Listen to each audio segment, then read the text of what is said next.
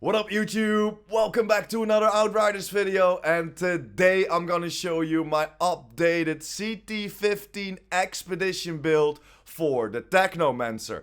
Thanks for clicking my content, really appreciate you joining me, and if you like the Outriders video and want to help the channel out, smash that like button. And of course, hit the subscribe button and that little notification bell next to it to keep informed whenever I posted videos. But are you ready?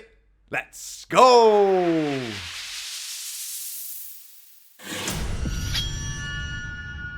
And there we are, guys. This is the setup, this is the build. It's almost exactly the same as the last build, but I changed a few critical pieces and of course upgraded everything around it. Let's start with my gun. Of course, this is the Earthborn's Renegade Assault Rifle. Crit damage on there, status power, long range. I opted in for bone shrapnel and killing spree because in my opinion this is one of the best mod combinations to have on an assault rifle or even any rifle. Bone shrapnel, killing shots detonate the enemy's bones and turn them into shrapnel that deals 203k damage and inflicts bleed on enemies within 5-meter radius. Next to that we have killing spree. Killing shots increase the damage by 25% for this weapon for 20 seconds. And bonus deteriorates with the time and stacks up to 3 kills. So you're getting a 75% weapon boost for this weapon for 20 seconds. Over to my mask, and I went for bonus firepower, healing and close range. Again, this is the Earthborn Renegade's mask. And why? Because this already has that mod, the tier 3 mod Kingslayer on there. Critical hits on elites increase your firepower by 32k for 6 seconds. And next to that, of course, my survivability mod, the emergency stance. Attain the golem protective for 4 seconds whenever your health drops below 30%. And a little disclaimer, this is broken at the game at the moment, because if you proc emergency stance once, you will always have that 65% damage reduction that the golem protective effect gives you. So this is quite a nice mod to have. And I'm very curious when they're gonna fix it, and then if it's still viable, of course. Over to my vest. Bonus firepower, close range, cooldown reduction, euthanizer on there, dealing 25% more damage against enemy afflicted by toxic. And then of course next to that, the damage absorber, increasing our armor by 52.6k and the resistance of 10%. Over to my lower armor, bonus firepower, close range, long range. I opted in for spare mag. I still want to go for that spare mag for the blighted rounds because I still need them. Sometimes I never reload, but sometimes I do, and I definitely need that extra mag. Next to that, of course, bloodlust. Killing shots increase your firepower by 17.5k and stacks up 3 times and deteriorates over 10 seconds. So this almost gives me another around 50k extra firepower. Over to my gloves, and these are the ones that I changed. Sharp eye on there, killing enemies while aiming down sights grants you 16k firepower for 20 seconds and stacks up 3 times. So another 48k firepower because I'm always shooting through my sights. And then of course going for dum-dum bullets, increasing our assault rifle damage by 10%.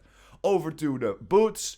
Anomaly power, cooldown reduction and close range. I would love to see that anomaly power away for some bonus firepower of course, but I opted in this because I can get radical therapy on there, another 15% extra damage to toxic enemies and toxic lead.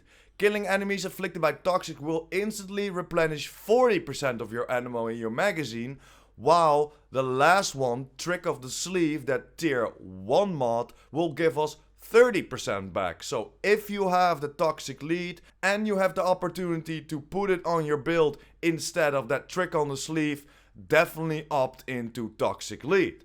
So let's head over to the skills. I'm using Cold Snap of course. mostly for the defensive ones if I'm getting pushed, or if the smaller enemies are pushing me and I want to take out a boss first. I'm aggroing the boss, then when all the smaller guys are in front of me or close to me, I call in that cold snap and I can still take out the boss. Or of course protect myself so I can get away or shoot all those guys around me. Next to that, the blighted turret. I still have the normal blighted turret, and that gives us a little bit toxic, but through my tree I'm getting an extra 40% damage when I call this turret in, and this is why I'm mostly using it. The damage on there is underneath that 3k, so it doesn't really do anything for you, but it's all about that 40% damage output boost. And then of course going for the blighted rounds, and that doesn't need any explanation. So going over to my class setup, and I opted into the top tree, the pestilence tree, and the only thing that I changed was that I removed the grand amplification and get to two sides of the power, so a little bit glass cannon. I opted in for the assault rifles, of course, at extra 20% and the extra 20% in drop rate to get an assault rifle. Of course, went for assault rifle damage as well, and then opted into the rest. And what I explained with my blighted turret is this: activating decay increases weapon damage for you and your allies for 40% for 10 seconds. Or you need to activate the blighted turret, or of course the blighted bullets. The blighted bullets, you want that 100% uptime, so definitely use the turret for this. And the beautiful thing is, this lasts for 10 seconds and the turret has a cooldown of around 6.1 seconds. So this is just the best way to go. Every time your turret comes back, if you have the time, throw it down again. You have another 10 seconds of extra boost of 40%, and it's very, very easy to take out all the enemies. But enough about the build, I'm gonna show you some gameplay. And if you like to see more gameplay, I'm live daily on Twitch. Hit me up on Twitch, hit me up on that follow. I would love to see a lot more of you within my Twitch streams. But for today guys, thanks for watching, hope you enjoyed. Don't forget to smash that like button and hit that subscribers button. And of course the notification bell. Enjoy the gameplay.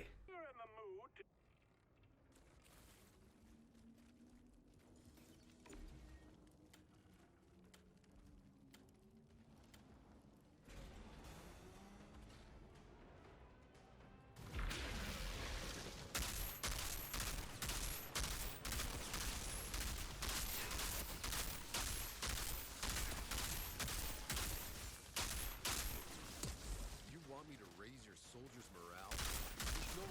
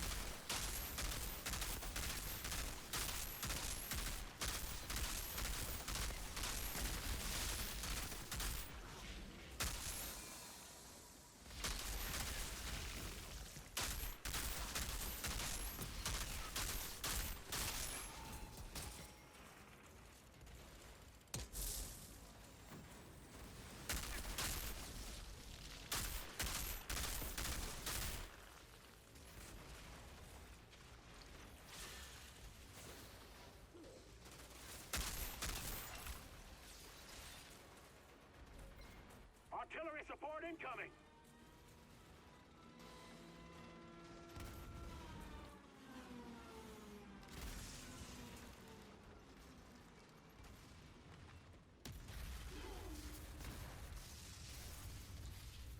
Coastman's clear.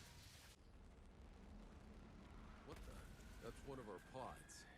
And naturally, it's landed on the insurgent side. Can't